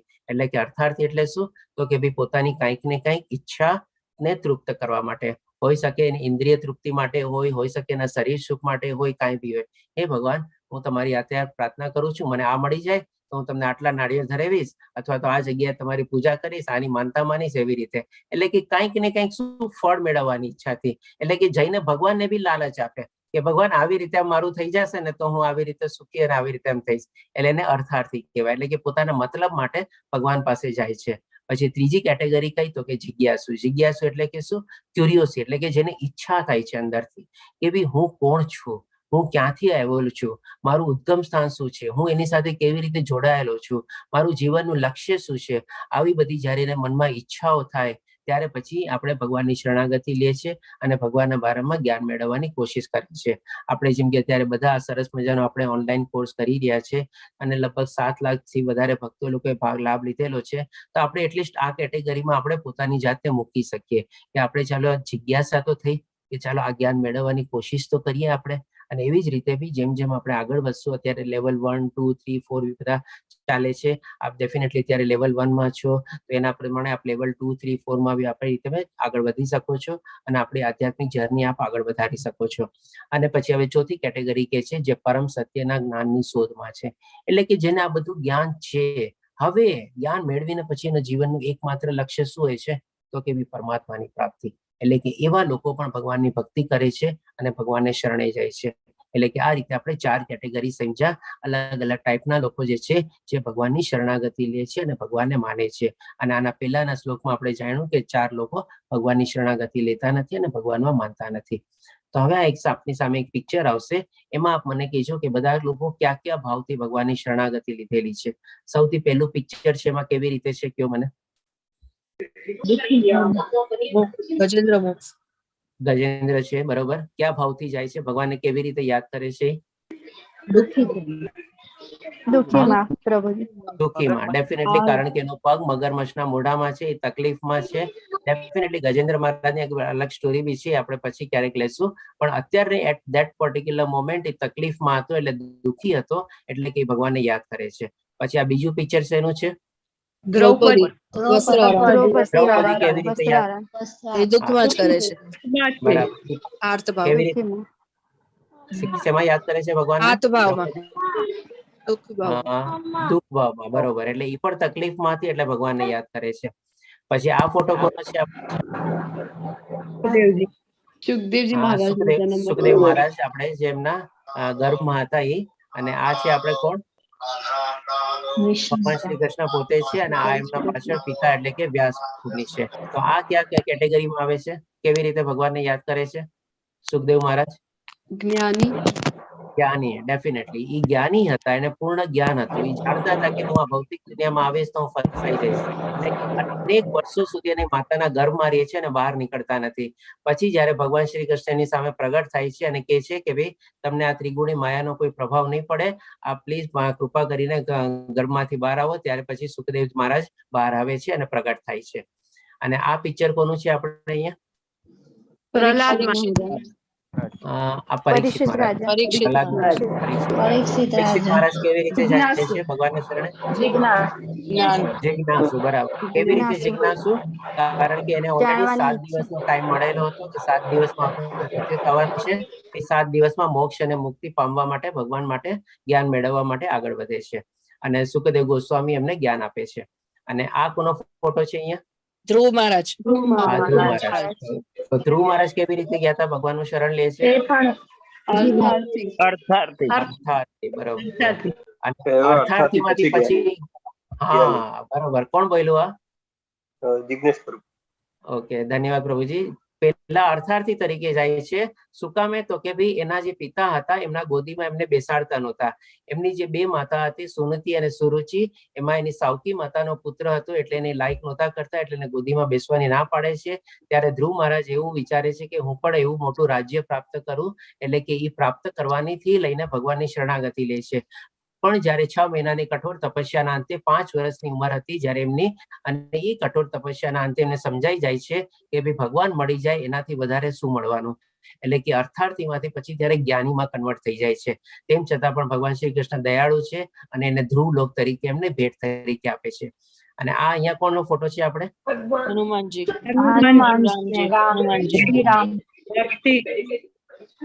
ના, અહીંયા ભૂલ થાય છે. આ હનુમાનજી, સુગ્રીવ. હા, બરોબર. બાલી અને સુગ્રીવ. તો આ કેવી રીતે જાય છે રામ ભગવાન પાસે? અર્થાર્થી. કારણ કે એને પણ તો સુગ્રીવ અને બાલીની જે લડાઈ થઈ તેમાં રાજ્ય મેળવવું હતું. એટલા માટે ભગવાન રામની શરણાગતિ લે છે, એમનો સહારો લે છે અને એમની સામે લડે છે અને પોતે રાજ્ય મેળવે છે. તો ડેફિનેટલી આપણે આવી રીતે સમજ્યા. અલગ અલગ 4 ટાઈપના જે હોય છે ભગવાનની શરણાગતિ લે છે અને ભક્તો હોય છે એ રીતે. હવે પછી ભગવાન શ્રી કૃષ્ણ 17મા શ્લોકમાં કહે છે આમનો, એટલે કે આ 4 ટાઈપના જે છે એમાંથી એક કમ્પેરેટિવ સ્ટેટમેન્ટ આપે છે. એટલે કે આમાંનો જે પૂર્ણ જ્ઞાની છે અને શુદ્ધ ભક્તિમાં તલ્લીન રહે છે તે સર્વશ્રેષ્ઠ છે, એટલે કે એકદમ સુપ્રીમ છે. કારણ કે શું કામ? એનું રીઝન બી આપે છે. હું તેને અત્યંત પ્રિય છું અને તે મને પ્રિય છે. અને એને શું કામે પ્રિય હોય છે ભક્તને? કારણ કે એ ભક્તના જીવનમાં શું છે? ભગવાનને પ્રાપ્ત કર્યા સિવાય બીજું કોઈ લક્ષ્ય જ નથી. એને કઈ ગમતું જ નથી, એને કહીએ ને કે કોઈમાં ઇન્ટરેસ્ટ જ નથી. એટલા માટે ભગવાન શ્રી કૃષ્ણ કહે છે કે એ એને અત્યંત પ્રિય છે. અને જયારે આવી ભક્તિથી આપણે ભગવાન શ્રી કૃષ્ણની ભક્તિ કરતો હોય તો ભગવાન શ્રી કૃષ્ણને પણ આવો ભક્ત પ્રિય હોય છે. એટલે કે કહીએ ને કે ફ્રેન્ડશિપ છે ને બોથ વેઝ હોય છે. આપણે જેમ ઘણીવાર જોઈએ છીએ આજકાલની દુનિયામાં વન વે હોય છે, વન વે ટ્રાફિક જે હોય છે. એક છોકરો છોકરીને કે ભાઈ આઈ લવ યુ, સામે વાળે કોઈ રિસ્પોન્સ ન આપે તો શું એ કઈ થાય? એનું રિઝલ્ટ મળે આપણને? એટલે કે શું છે? રિલેશન બી છે ને બોથ વેઝ હોવા જોઈએ, વન વે રિલેશન ન હોવા જોઈએ. જે પ્રમાણે અહીંયા ભગવાન શ્રી કૃષ્ણ વર્ણવે છે કે હું તેને અત્યંત પ્રિય છું અને તે પણ મને પ્રિય છે. એટલે કે આવી રીતે જયારે આપણે ભગવાનની ભક્તિમાં પ્રવૃત્ત થઈએ, સંપૂર્ણ શરણાગતિ લઈને, ત્યારે આપણે ભગવાનને પ્રિય થઈ શકીએ. આપણે વિચારીએ કે ભગવાનનો પ્રિય ભક્ત બની જાઓ, એટલું સરળ નથી. આપણે આ રીતે ભગવાન શ્રી કૃષ્ણ આપણને અહીંયા સમજાવે છે. હવે પછી 19મા શ્લોકમાં ભગવાન શ્રી કૃષ્ણ કહે છે અનેક જન્મ જન્માંતરો પછી જે મનુષ્યને ખરેખર જ્ઞાન થાય છે. ડેફિનેટલી સ્ટાર્ટિંગમાં જ કીધું કે ભાગ્યે જ એવા કોક લોકો હોય છે કે જે મને પ્રાપ્ત કરી શકે છે. ઓકે, આ શું લખે છે કે સંભળાતું નથી. આના મોટોરોલા એજ કરીને કોણ છે ખબર નહીં. ચેટ બોક્સમાં શું લખે છે? એનીવે, એટલે કે ભગવાન શ્રી કૃષ્ણમાં કહે છે અનેક જન્મો જન્માંતરો પછી મનુષ્યને જ્યારે ખરેખરું જ્ઞાન થાય છે. તો સ્ટાર્ટિંગમાં જે પ્રમાણે વર્ણવ્યું ભગવાન શ્રી કૃષ્ણ, ભાગ્યે જ કોક એવો વિરલો હોય છે કે જે મને પ્રાપ્ત કરી શકે છે, ઇવન જે પ્રયત્ન કરે છે એમાંથી બી. તો એનું કારણ બી ભગવાન શ્રી કૃષ્ણ આપણને સમજાવી દીધું. અને આ બધી ચીજ સમજાવ્યા પછી અહીંયા સમરાઈઝ તરીકે કહે છે કે તે મને સર્વે કારણોના કારણ જાણી મારે શરણે આવે છે, આવો મહાત્મા અતિ દુર્લભ છે. એટલે કે શું છે, આપણે જયારે ભગવાનની શરણાગતિ લઈએ ને, આપણે કોઈ છે ને કન્ડિશનલ શરણાગતિ ન લેવી જોઈએ કે ભગવાન શ્રી કૃષ્ણ હું આપની પાસે આવું છું, શરણાગતિ લઉં છું, જો મારું આમ થઈ જાય તો તેમ થઈ જાય તો. એવી રીતે જો શરણાગતિ લઈએ અથવા તો કન્ડિશનલ શરણાગતિ લઈએ, એનો કોઈ લાભ નથી થવાનો આપણને. તો એ રીતે આપણને આ કહે છે કે તે સર્વ કારણોના કારણ જાણી. એટલે કે આપણે શું છે, જે થાય છે, હું આપના શરણે આવેલો છું, મારી સાથે જે થાય છે બધું બરાબર થાય છે, આપના થકી જ થાય છે, આપના દ્વારા જ થાય છે, અને જે આપ કરો છો બધું યોગ્ય થાય છે. એવા ભાવ, એવી લાગણીથી આપણે જયારે શરણાગતિ લઈએ, એને જયારે સર્વસ્વ એવી રીતે માની લઈએ, ત્યારે જઈને આપણે ભગવાનની શરણાગતિ માટે આપણે એલિજિબલ થાય છે અને આપણી જે શરણાગતિ છે એ સ્વીકાર્ય થાય છે. અને પછી આપણે જયારે એ આધ્યાત્મિક માર્ગમાં પ્રવૃત્ત થઈએ, આગળ વધીએ, ત્યારે આપણને ભગવાન શ્રી કૃષ્ણની પ્રાપ્તિ થઈ શકે છે. એટલે હવે તમે સમજી શકો છો કે ભાઈ આ માર્ગ બી કેટલો કેવી રીતે કઠિન છે, શું કામે બધા લોકો આમાં સફળ નથી થઈ શકતા. પછી હવે ભગવાન શ્રી કૃષ્ણ આપણને આગળ સમજાવે છે 24મા શ્લોકમાં, મને પૂર્ણ રીતે નહીં જાણનારા બુદ્ધિહીન મનુષ્ય માને છે કે હું પૂર્ણ પુરુષોત્તમ પરમેશ્વર કૃષ્ણ પહેલા નિરાકાર હતો અને હવે મેં આ વ્યક્તિત્વને ધારણ કર્યું છે. તેમના અલ્પ જ્ઞાનને કારણે તેઓ મારી અવિનાશી અને સર્વોપરી પ્રકૃતિને જાણતા નથી. તો આજની તારીખમાં બી આપણે જોઈએ છીએ ઘણા લોકો એવા હોય છે કે જે નિરાકાર અથવા નિર્ગુણવાદીમાં માને છે અને એવી રીતે ભગવાનની શક્તિ, ઉર્જા, લાઇટ, એનર્જી એવી રૂપમાં ભગવાન શ્રી કૃષ્ણને મેળવવાની કોશિશ કરે છે અથવા એ જ રીતે સમજે છે. એ લોકો જે ભગવાનનું સાકાર અથવા જે સગુણ રૂપ છે એમાં માનતા નથી. અને જ્યારે એ લોકો માનતા નથી ત્યારે શું છે, આપણે જેમ કે માની લો કોઈ કે આપણે એજ્યુકેટેડ માણસો લઈએ, હવે એની સામે અનએજ્યુકેટેડ માણસો હોય, આપણે ભૌતિક દુનિયાના એજ્યુકેશન અને અનએજ્યુકેશનની વાત કરીએ છીએ, અહીંયા આધ્યાત્મિક દુનિયાની નહીં. હવે જ્યારે એ સામેવાળાને ખોટો કેવો હોય ત્યારે એને ડેફિનેટલી ખાલી ખોટો કહી દે એમ તો ન ચાલે ને, એને કંઈક પોતાનું લોજિક અથવા આર્ગ્યુમેન્ટ આપવું પડે ને. તો આ લોકો જે નિરાકાર અથવા નિર્ગુણવાદી જે છે એ આવી ટાઈપની કંઈક ને કંઈક મનઘડત છે ને આવી રીતે આર્ગ્યુમેન્ટ કરે છે અને ભગવાનનું જે સાકાર અને જે સગુણ રૂપ છે એને એ લોકો નિરાકારે છે અથવા તેને એક્સેપ્ટ નથી કરતા. આમ ભગવાન શ્રી કૃષ્ણ આપણને પોતાને સમજાવે છે. પછી હવે 25મા શ્લોકમાં કહે છે મૂર્ખ તથા અલ્પ બુદ્ધિ વાળા માણસો. એટલે કે આને ભગવાન શ્રી કૃષ્ણ શું કહે છે, મૂર્ખ અને અલ્પ બુદ્ધિ વાળા. કોને? તો કે જે લોકો નિરાકાર અથવા નિર્ગુણ છે એને રૂપમાં જે માને છે અને જે ભગવાનનો સાકાર અને સગુણ રૂપને સ્વીકાર્ય નથી કરતા, એના માટે આ ભગવાન શ્રી કૃષ્ણ વિશેષણ વાપરે છે. મૂર્ખ તથા અલ્પ બુદ્ધિ વાળા માણસો સમક્ષ કદી પોતાને પ્રગટ કરતો નથી. હવે શું કામે પ્રગટ કરે? માની લો ભગવાન આજે કોઈ માણસ બહુ મોટો માણસ હોય અને એ બધી કોઈ જગ્યાએ જાતો હોય અને એને બધાની સાથે સિક્યુરિટી આ ને તેને બધું આવેલું હોય અને માની લો કોઈ જેને મળવા જાતો હોય એને સ્વીકારતો ન હોય, હું તમારામાં માનતો નથી, તો એ મોટો માણસ જે છે શું સામે ચાલીને એને મળવા જવાનો છે? એક તો એની એપોઇન્ટમેન્ટ જ માંડ મળતી હોય આપણે, તો પછી એ શું કામ એવા માણસને મળવા જાય કે જેનામાં વિશ્વાસ જ ન ધરાવતો હોય, જેને માનતો જ ન હોય. તો એ જ રીતે ભગવાન શ્રી કૃષ્ણ અહીંયા રીઝન આપે છે કે આવા મૂર્ખ અને અલ્પ બુદ્ધિવાળા માણસો સામે હું પોતે પ્રગટ નથી કરતો.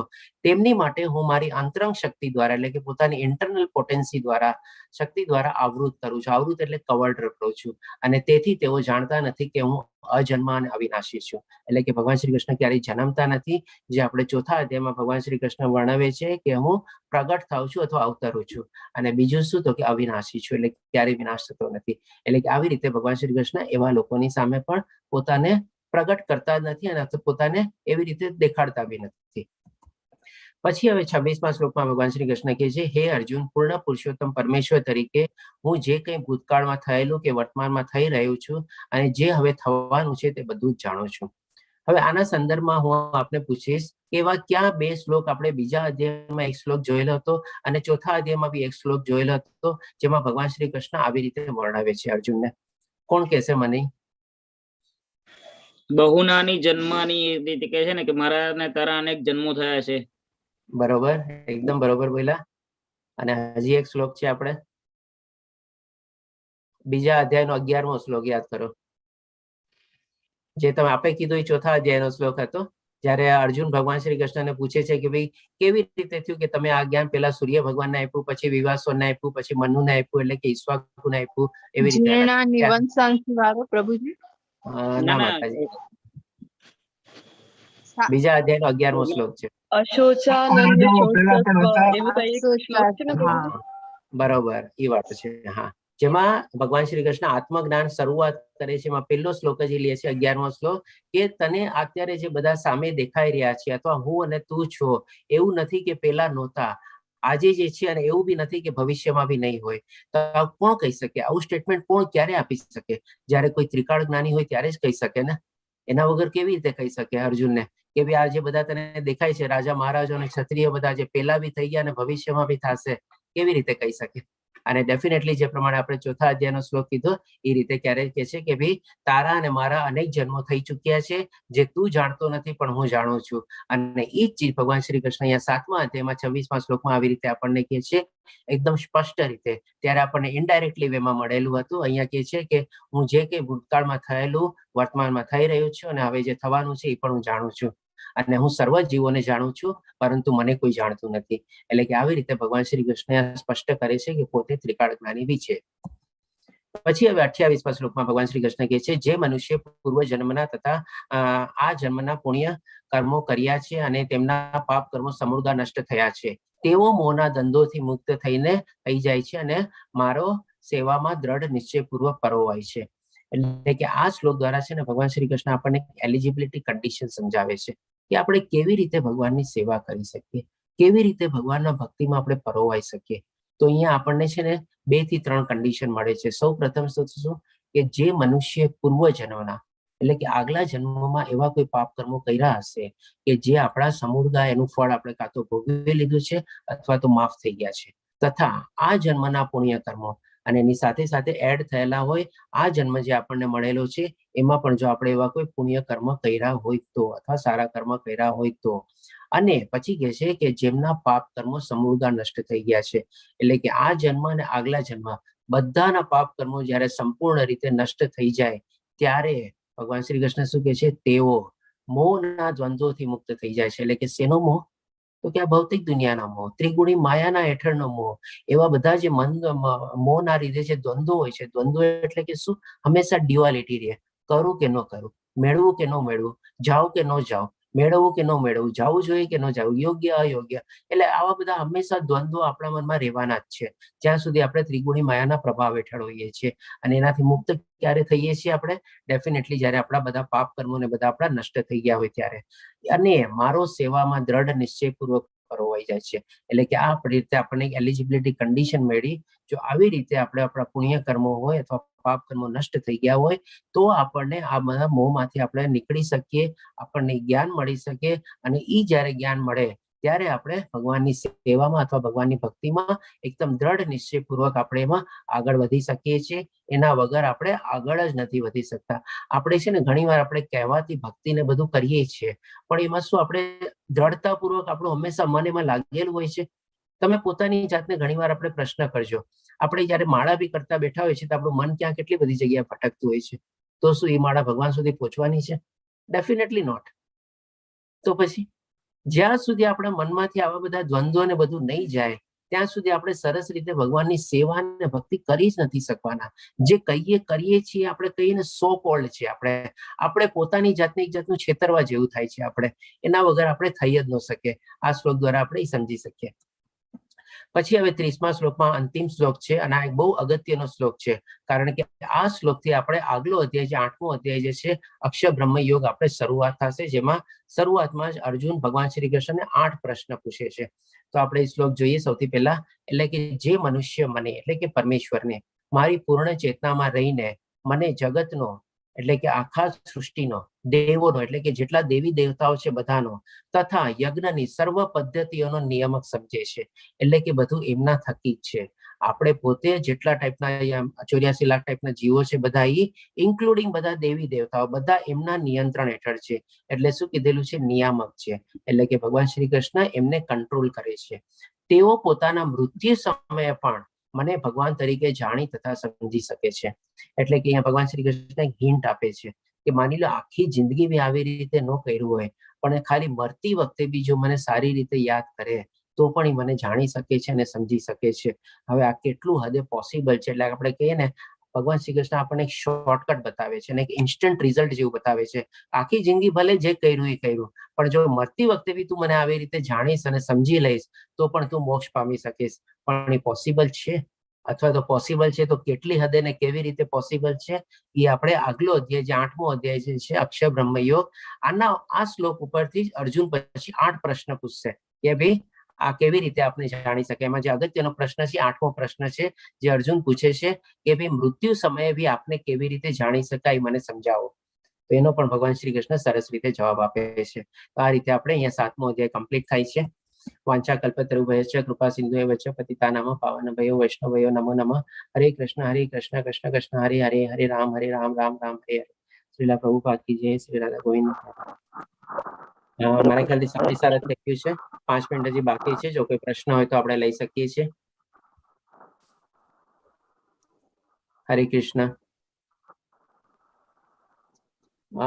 જી દર્શના માતાજી, આપનો હેન્ડ રેઝ છે, પૂછી શકો છો. હરે કૃષ્ણ પ્રભુજી. હરે કૃષ્ણ માતાજી. 7.6 હતું લગભગ. આપણે જોયું કે 5 તત્વ અને મન, બુદ્ધિ, અહંકાર, એને પછી આગળના શ્લોકમાં ભગવાને નિકુષ્ટ કહ્યું ને, મતલબ નોન લિવિંગ થિંગ છે ને એ. નોન લિવિંગ એ સેન્સમાં કે ભાઈ એમાં ચેતના નથી, એટલે કે કોન્શિયસનેસ નથી એમાં, એ રીતે નોન લિવિંગ છે આપણે. અચ્છા, તો મનમાં કોન્શિયસનેસ નથી હોતું? જી ના માતાજી, મનમાં બી કોન્શિયસનેસ નથી હોતું. મન આપણે અવ્યક્ત રૂપ છે. આપણે જ્યાં સુધી ચેતના છે શરીરમાં ત્યાં સુધી બધી ચીજો આપણે કોન્શિયસનેસ લાગે છે કે મન, બુદ્ધિ ને બધું. પણ જેવી રીતે જયારે એમાંથી આત્મા નીકળી જાય, શરીર તો છે ને આખો ઢગલો પડીને નીચે થઈ જવાનું છે. કોઈ ચીજ એની કામની નથી લાગવાની આપણને. નથી એમનો કોઈ બુદ્ધિ, નથી એની કોઈ વિઝડમ, કે નથી કોઈનું મન, કે નથી કોઈ અંગ ઉપાંગ કઈ. એટલે કે મન કહીએ ને કે મન, બુદ્ધિ અને અહંકાર આપણા સૂક્ષ્મ શરીર છે, તો એ આપણી સાથે પાછળ જવાના છે. મતલબ મરી જશું પછી એ આપણી સાથે જ રહેશે.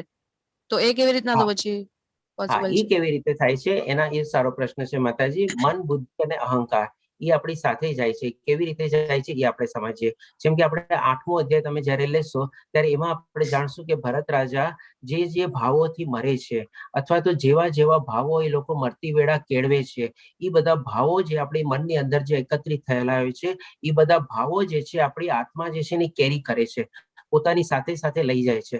અને એ આપણે આગલા જન્મમાં મળે છે.